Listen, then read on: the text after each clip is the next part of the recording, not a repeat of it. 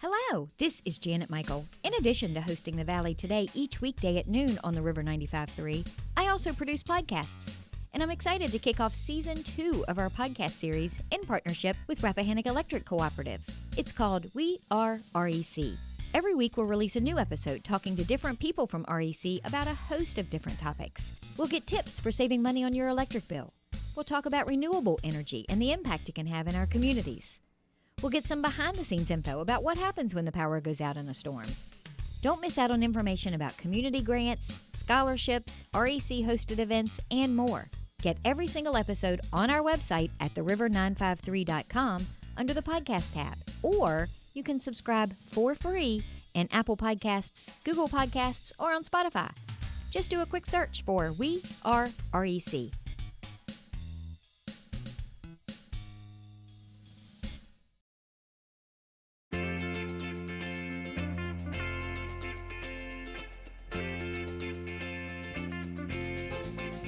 Hello and welcome to The Valley Today. I am your host, Janet Michael. Happy Monday as you are listening to the show today. We, however, have pre-recorded our conversation over Zoom on a Thursday morning. We are chatting today with Vicki Davies. She is the Executive Director at St. Luke Community Clinic right here in Front Royal. Vicki, thank you for taking some time this morning to meet me on the Zoom screen.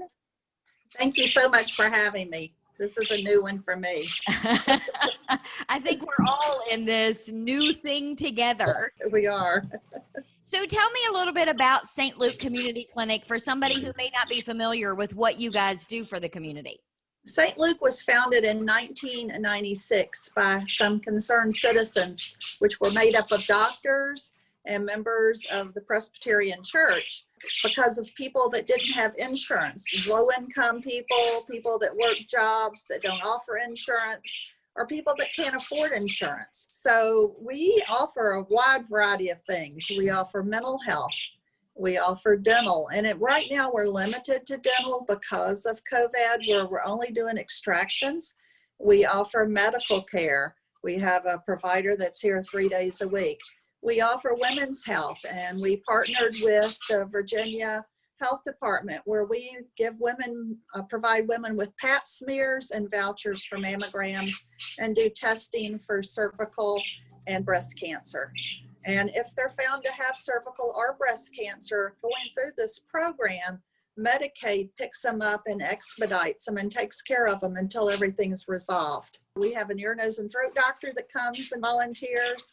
The Lions Club of Front Royal comes once a month, and they screen 5 people for eligibility for eye exams and glasses. We have a chiropractor that comes once a month. So we offer a lot of services, and we provide medications for patients. And we do that 3 different ways. We get them as samples.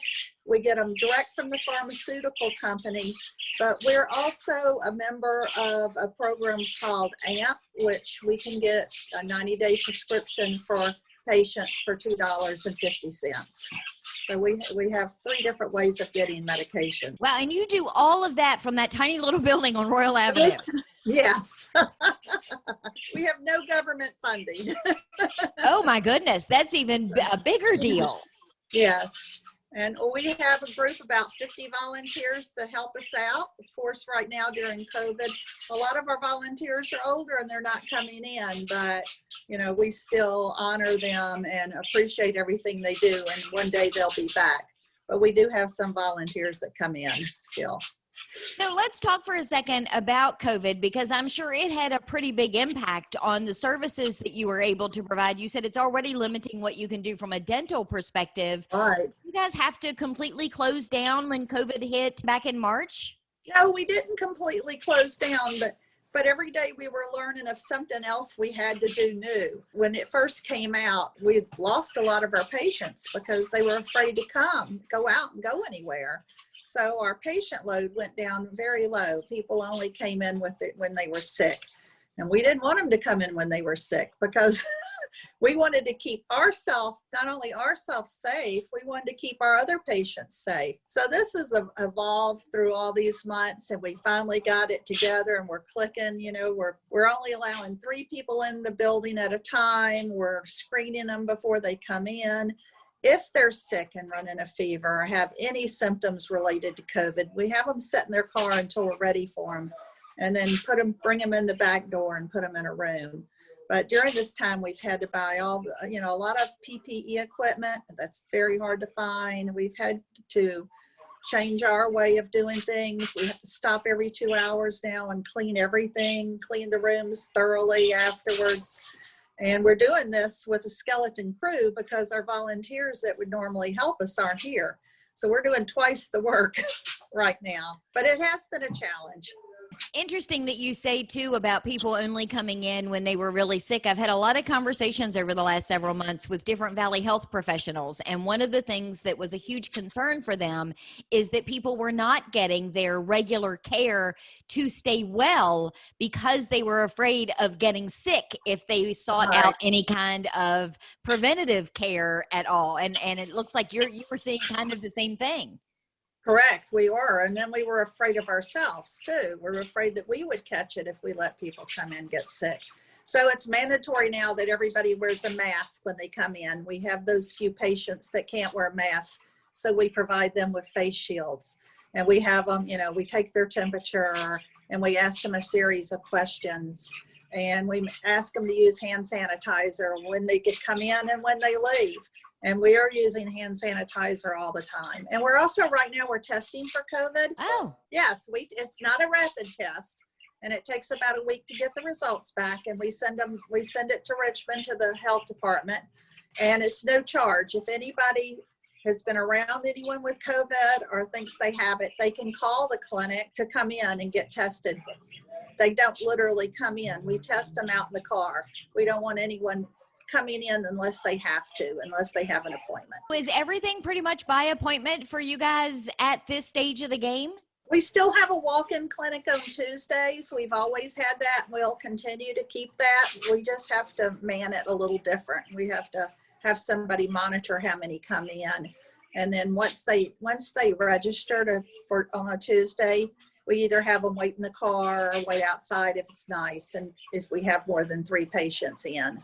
Your services are based on income levels. You're serving a part of our population that is typically underserved from a medical services perspective, right? Because you have to be at a certain income level in order to take advantage of some of the medical services that you offer. Right, and it's 300% below the poverty level. We have different businesses around town where people work full-time jobs, and they are still at that income level. But if somebody's over that income level, we're here to serve the community. So we will let them still come in. We just don't get credit for them. And when I say get credit, we're part of the Virginia Association of Free and Charitable Clinics, where we get funding from that organization through the state of Virginia for the patients that qualify. So we'll still see someone that's over that level if they don't have insurance. We just don't get credit for them because we're here to serve the community, and if somebody has a need, we'll take care of them. And you mentioned a second ago that you get no federal funding. So how do you guys stay afloat? Is it through this association and the credits that you get for the patients that you see? That's one of the main sources of our funding. Another one is Valley Health, and I cannot talk about Valley Health, put them high on a pedestal, because they give us, not only they give us funding, they give us in-kind donations where they let our patients come to the hospital for lab work and x-rays and MRIs and CAT scans. So they give us, last year, I think it was $96,000 of in-kind donations of just tests. And our diabetics can go there for diabetic education. People that are on blood thinners can go there for education on it's called a Coumadin clinic. So we do get a lot of help from Valley Health. They've been very supportive throughout the years. And then we have community people in the community that help us, churches that help us, different organizations that help us, businesses. So the rest of it's through the community, basically. And I know we're going to talk in the second segment about the auction that you guys have coming up, because it looks completely different now thanks to COVID-19. But you mentioned a second ago with your volunteers. Are you in need of volunteers right now? And what kind of person would you love to see come into the clinic and help you as a volunteer?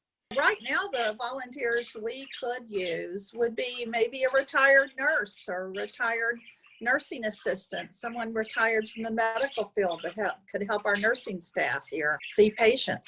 A lot of people have never been to a free clinic, but it's kind of run like a doctor's office where you get checked in, nurse finds out why you're here and takes your vitals and puts you in a room. It's not any different than going to a regular doctor's office, except we have more to offer than a regular doctor's office. So that's the kind of help we need right now. There are some things that you guys can't or don't provide to the community, and I'm sure there's probably some misconceptions out there about what those things are. For example, you guys don't do drug testing. No, we don't do drug testing. We don't do STD testing, things like that. If they need drug testing, they'll go to a lab and get that done through the company that they need it with. Our STD testing can be done at the health department. We have specialists we can refer our patients to. If they're below that poverty level and qualify, we can send them to specialists, orthopedic doctors, neuro doctors, ENT doctors, ear, nose, and throat doctors, any specialists. We have a contract with them, a verbal contract where they'll see our patients and write off that expense. And while you guys are a free medical clinic, you also can't treat broken bones, broken arms, broken legs, things like that. You're not an emergency care clinic, I guess. No, we are not an emergency care clinic. And if someone comes in with an emergency problem, we'll call 911 just like anybody else will. And I know with a lot of high school sports kind of being put on hold this season, you probably haven't had a lot of people coming in, but do you do the sports physicals and things like that for students? No, we don't. We don't do the physicals for students. We don't treat anyone under 18 or over 65, because if they're children, they're considered a child if they're under 18. And if they're over 65, they have Medicare. We do have a couple of patients that are over 65 that has Medicare only Part A, which doesn't cover doctor's offices, and they can't afford to go to the doctor. They don't have the income. So we will see them as part of our community service. Well, let's take a quick break. When we come back, can we talk a little bit about the funding issue? I know you have your online auction coming up. And so in the next segment, let's talk a little bit about how it's going to look this year and the impact of not being able to have it traditionally on your bottom line, because I'm sure that's a big deal right now. Yes, it is. And that'll be great. Thank you. All right, we're going to take a quick break. When we come back, we're going to continue our conversation with Vicki Davies. She is the Executive Director at St. Luke Community Clinic on Royal Avenue in Front Royal. We are recording today's conversation on a Thursday morning over Zoom. You, of course, are listening to it on a Monday afternoon. Either way, we're going to be back in just a couple of minutes. Do you know anyone who is struggling with financial hardships because of coronavirus? Our new webinar called Coping with the Money Crunch can help. We'll talk about immediate options to consider, revising or creating a spending plan, and lots of community resources. Then we'll cover how to narrow your priorities, contact creditors, and avoid scams and risky loans. The webinar is free, and you can either join by phone or through Zoom on a smartphone, tablet, or computer. You can find out more by visiting the Northern Shenandoah Valley Financial Education Program on Facebook or calling Karen Poff at 540-635-4549. Let me show you how to make your own plan or help someone you care about get through the crisis. Call 635-4549 or visit @NSV Financial Education on Facebook today.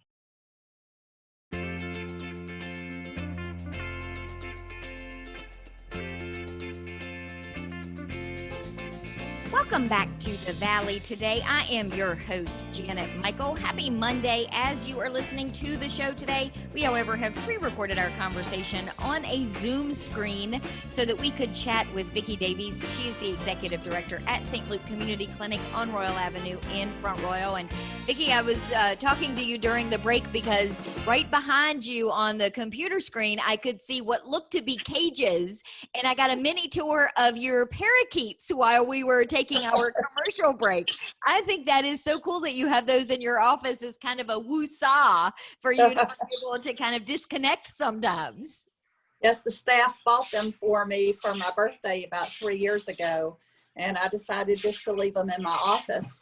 I have 2 cats at home and 4 dogs. That might get a little dangerous for the parakeets. Good. So, Vicki, we talked in the first segment about the fact that the clinic doesn't get any federal funding. And with COVID-19, you've really been limited in the types of fundraising events that you can do. So what kind of impact has that had on your bottom line and being able to continue to stay open and provide these services to the community? It's been a tremendous impact, and actually not only the board, but we're all worried here about our budget, meeting our budget goals this year, because our annual fundraiser was our biggest fundraiser event every year, and that brought in about $75,000 for the clinic. So we really rely on that. We have small fundraisers throughout the year. We have a yard sale and an annual mailing where we mail out letters. But that was really the biggest one we had, where we have a dinner and we have an online auction and a silent auction, and we have sponsors for that fundraiser. You're going to have it this year, but it's going to look, I was going to say it's going to look a little different, but it's actually going to look a lot different this year. It's going to look a lot different. We still have sponsors, and we're so grateful to the businesses that continue to sponsor us. United Way is a sponsor. We partner with them. Ferguson Enterprises is a sponsor. Quality Title is a sponsor. So we're very grateful for our sponsors, but we're not having a dinner. And we are having an auction. It's going to be online this year, and this is new for us. We had to learn. First, we had to find an online auction site that we could trust and that we could work with, and it's just all been new and different. We're learning this as we go. So first you have to learn and tackle Zoom, and then you have to turn around and learn and tackle an online auction software. Right, right. It's been a real challenge. And I have become the photographer taking the pictures for the auction too. So your resume has expanded quite substantially in the last couple of months. Is it too late for a business or even a person, if they're listening right now, to sign on to become a sponsor of the event? No, it's not. The auction doesn't start until the 21st of September.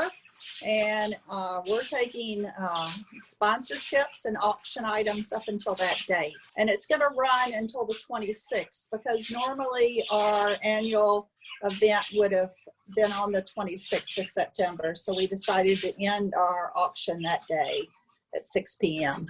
And what kinds of things are you hoping that people will donate to be in the auction? We have a variety of things.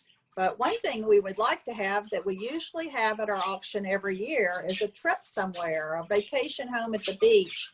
And I know that's reaching for the sky, but somebody out there has a vacation home and they're not going to use it during an off season, that it's not too cold. We would love to have it for a week, and it's a good write-off for taxes as well. Well, and it's one of those things too, where a lot of people may have a timeshare somewhere that they don't feel comfortable using this year, and they don't want it to go to waste. It would be great to just donate that to you so that somebody can bid on it that does feel comfortable going to take a vacation somewhere. That's right. Last year we had a timeshare at Myrtle Beach that could have been used anytime in May or September, which they considered that kind of an off time, but it was a great time for a family just to go on a vacation. And then this day and time, people need that. They need to go away on a vacation. We have such a variety of items. Glen Manor Winery has given us a case of wine, and we're so grateful for that, because that always does well at our auctions. The Melting Pot has given us a pizza a month for a year. When we have our auction, that always goes really sky high. We love that. We have artwork. We have original artwork from people, and we also have signed prints. We have a wedding dress, a size 10 wedding dress that has never been worn. I don't know that I want to know the story behind that one. I don't either. But anybody that, if they see a picture of something on the auction and they want to bid on it, but are not sure, they're welcome to call the clinic, and we'll open the doors late so they can come in and get a private tour of the item they're looking at. We have 2 wine coolers from Ferguson Enterprises, and one of them was valued at $900 and the other one at like $1,200. We were amazed at their generosity. If you're a business and say you have a retail shop and you want to put together a gift basket to donate for the auction, or even if you're an individual and you have a favorite shop that you like to go to or a favorite artist, people can buy things and then donate them to you for the auction. Yes, so we've had people do that. We had someone purchase a coffee bean grinder, a commercial one, and bring it to us. So we were amazed about that. And then we have a lot of the local restaurants in town have given us gift certificates. So we're going to have a package where they get, a group of gift certificates from different restaurants. I would hope that all of the golf courses have rallied around you and have said, hey, here's a certificate for 9 holes or 18 holes. Yes, we have gotten several groups for 4 with the cart golf passes. And even the golf course that we usually have our annual benefit, they were gracious to give us a golf package, Shenandoah Valley Golf Course. They gave us a package for 4 people with the cart. Oh, yeah. Richard is a great community steward at Shenandoah Valley Golf Club. So that doesn't surprise me at all. Yes. Southern States has been really good at giving us something. Ramsey's Hardware has given us items. So, the community has really come forward and given us things. So how is the auction going to work let's say from my perspective? If I'm listening now and you've just rattled off a half a dozen things that I want to bid on or I want to buy, how is that going to work? Do I have to register? Give me all of those details. You do have to register. You have to go, either you can register 2 ways. You can call us and we can give you an invite code. And I can give you the invite code right now. It's through Bid Beacon. The invite code is L3SQXT. Log on to Bid Beacon and use that invite code, or you can come on our website and look at events and it'll give you the invite code. Or you can call us, and if you're still having trouble, and we'll walk you through it. Talk to Nancy Rose, our outreach coordinator, and she'll walk you through it. And for everyone who's listening and lost track after the S and missed the QXT, I will put this offer code on the podcast page. So if you're driving, don't worry about trying to write this down right now. You'll be able to get it over on the river953.com on the Valley Today podcast page. So don't stress over that. And I assume then I just go in and I see all the auction items and I can click on and put in my bids and say, okay, this is what I want to bid on, and then just watch to see what happens. Does the auction close on the 26th? It closes on the 26th at 6 p.m. And the greatest thing is if you have a smartphone, you can download the Bid Beacon app. And if you like things or want to bid on things, you can save them as favorites. And then once you get outbid, it'll alert you so you can come and put another bid on. Now you're talking my language, because the one thing that has always stressed me out, and the chamber does a lot of silent auctions at their annual dinner and things like that, but you go to those events and you walk around and you see the things and you fill in your little name and how much you want to bid, but then you get caught up talking to friends and having dinner, and then you forget to go back and check to see if you've been outbid and you miss out on items. So this is going to be perfect to be able to keep track and still win stuff. Right. I've already tagged some things I want. Our goal is to have 200 items, because we can have up to 200 items on the auction. And we want to have a variety for everyone, small items to large items. If somebody is listening today and they want to participate by donating something for the auction, what is the quickest, easiest way for them to get more information about how to do that? Call the clinic at 540-636-4325 and talk to Nancy Rose. She is our outreach coordinator, and she'll get all the information. If you want us to pick it up, we'll come pick it up. If you want to drive up to the clinic and call us when you get here, we'll run get it. It's all tax deductible. We will send you a letter thanking you that you can use at the end of the year as a write-off of your taxes, because we are nonprofit and we do have a tax ID number. And this auction is going to be very important for you and your bottom line, because you mentioned, you're losing out on over $70,000 just in not having it in the traditional sense. So it'd be really cool if the community comes together and this year you make $80,000 or $90,000 because it was all online. It will be. We're very excited about this, and we might do it again if it turns out. I mean, we are getting a lot of items in. We just need people to bid on them and to get the invites for the auction. Vicki, thank you for meeting me on the Zoom screen today to have this conversation. I appreciate it. Thank you very much for having me, and thank you for all you do for the community. We're going to wrap up our conversation today with Vicki Davies. She is the Executive Director at St. Luke Community Clinic. And again, if you head over to theriver953.com, click on the podcast tab, you'll see the Valley today. Today's show is already up. You'll be able to get the link to Bid Beacon. The access code will be there. Their phone numbers will be there. The list of things that they're looking for in the auction will also be there. So get out and support them by bidding, starting on September 21st. Tomorrow is Tourism Tuesday, Luray Page County edition, and I left the house to record this one and headed over to Luray, and we're chatting with the owners of Massanutten Country Corner. Meet me back here tomorrow a few minutes after noon. I'll have that show ready to go for you.